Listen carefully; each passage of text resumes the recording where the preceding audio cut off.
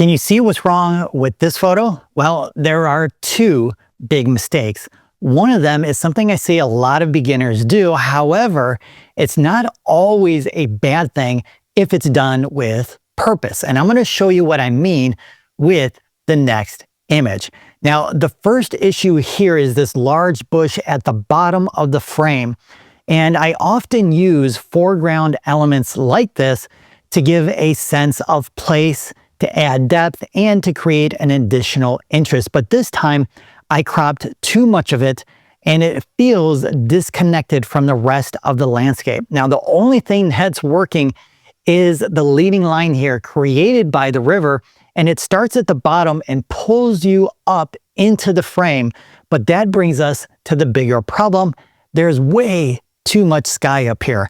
Now, you may have heard from another photographer or two where they suggested the sky only take up 1/3 of the frame. And I say suggest because photography rules are meant to be broken when done with intention.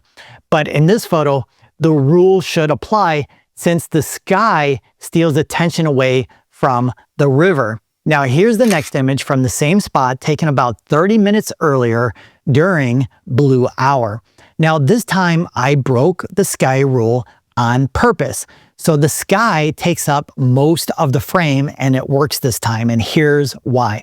You can see the warm golden color from the sun begin to peak above the horizon, which contrasts beautifully with the blue tones above. And that contrast instantly draws you into the frame.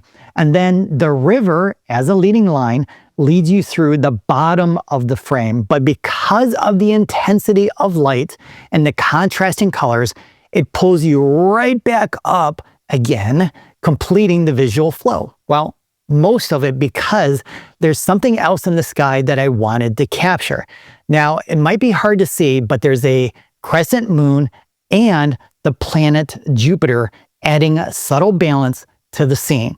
So yes, there are plenty of composition techniques and rules to help you create better images, but sometimes the best results come from knowing when and how to break them.